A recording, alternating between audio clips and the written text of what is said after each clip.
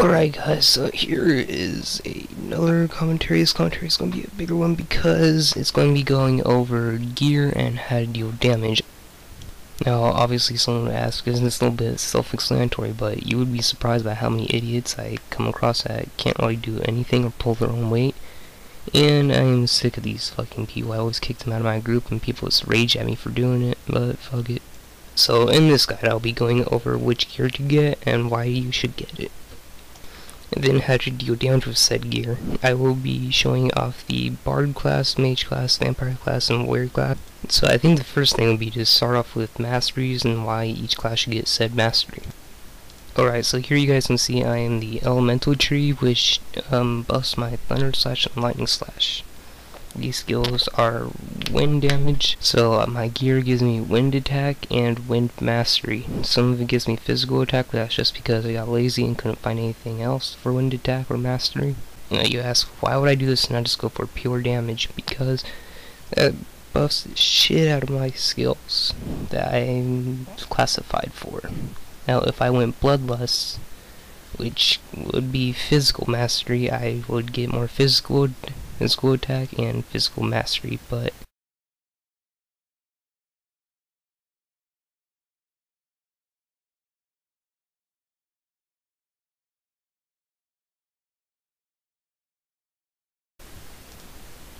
you'll also notice that my IDs give me the mastery attack that I need. Some of it gives me physical still, but you know, I got lazy and I ran out of scrolls, so whatever. It's better to be picky about your gear than just go for whatever's there. A lot of people have told me that sets are better than the dual attribute gear, which you can see that I have a lot of dual attribute gear. I disagree with their opinion that set is better because, for starters, you need the whole set to gain the whole benefits. And even then, those benefits are outweighed by the cumulative double attribute which they are given.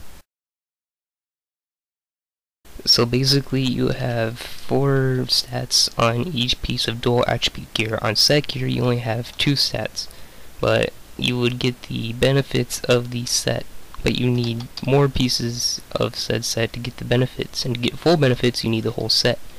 And that would go from anywhere from 1, 2, 3, 4, 5, 6, 7, 8 pieces to maybe 5, and you would be losing, let's see, 2, 4, 6, 8, 10, 12, 14, 16 attributes. That 16 attributes, if you get them for your mastery, would be a huge loss in damage. That is 16. And these attributes can be anywhere from your mastery to health or defense. That would be losing, well, let's do a little math right here.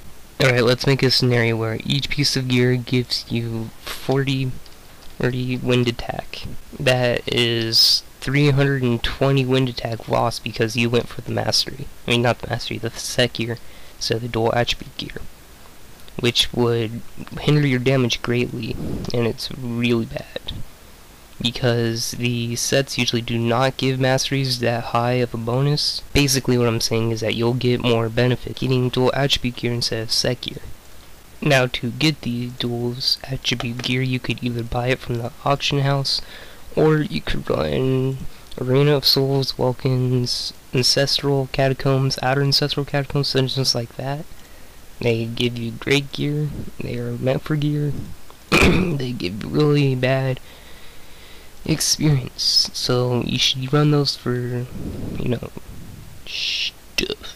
Okay, say for instance you're a fire mage and you cannot find a piece of fire gear. Here is a piece that you should get, a Blazing Stout Spellbound Grail. It gives you fire attack and health. Mages are fairly squishy, so that health would greatly help you out.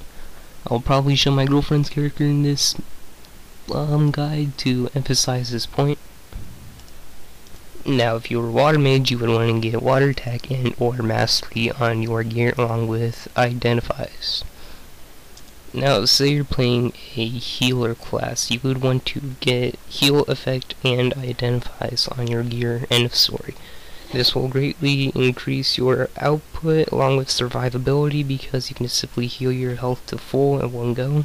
Unfortunately, yesterday I made my bard a water bard from light bard. I had around 470 heal effect at level 60, which is a really lot for that level.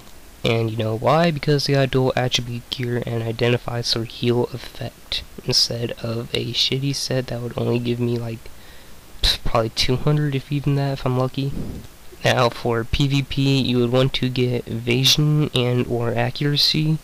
That would increase your ability to dodge attacks and to hit targets that also have stacked evasion. The stacked evasion is a very good tactic for PvP, and it's very cheap and pisses a lot of people off though.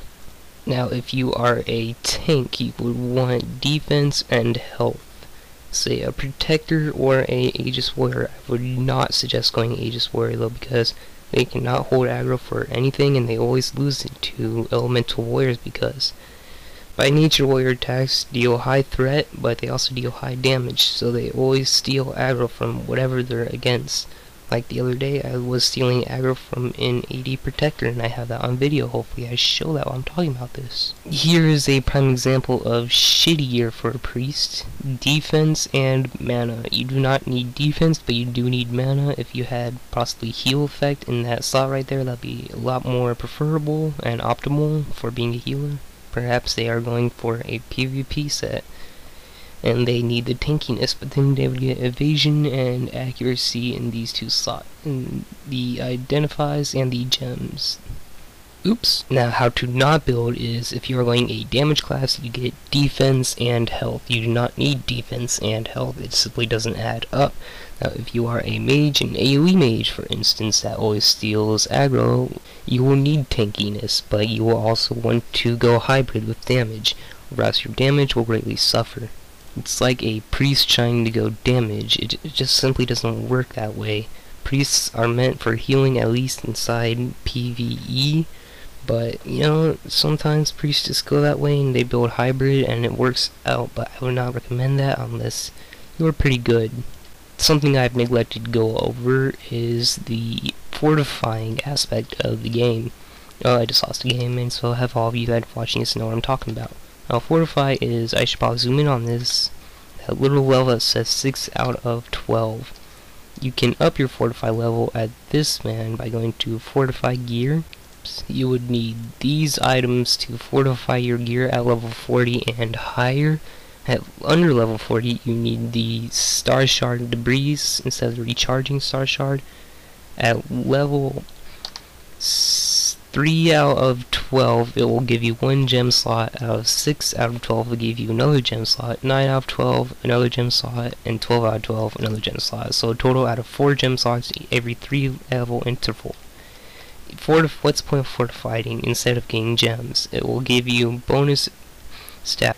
At level 12, I heard it gives you around 100% or 120% of the base stats of the piece of gear. What is the difference between mastery and fire attack? The difference between mastery and attack. Mastery has a higher multiplier on your damage other than from attack.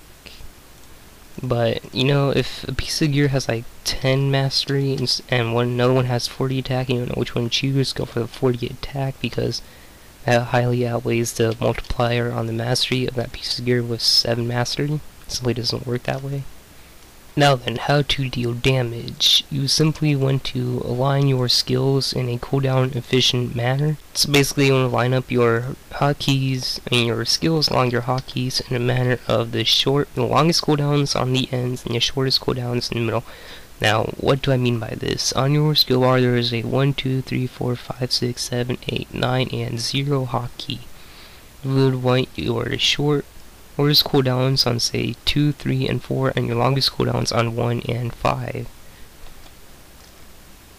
This would ensure a good rotation that you could be able to continue casting and not have a downtime between each spell where you have to auto attack. Now then, you also need to consider casting rate. Casting rate is how long it takes for the skill to take effect in damage or debuff or whatever it is the target. I have mine set up so I have 2 really fast casting times. You can see here it's 1 second and 1 second. Then I have a 2-second cast time, a 2-second cast time, and another 2-second cast time. I lead with the 1-second cast times because they are extremely fast and deal quick, fast damage, and also I have my debuff right up front. Evil Ward debuffs the target by some amount of physical and water amount, whatever. I think I've just about covered everything. If I haven't, I remember something later, I shall add on to this commentary or leave a comment and I will fix that in a later video. Adios. Out the way, ho. Bye bye. Adios.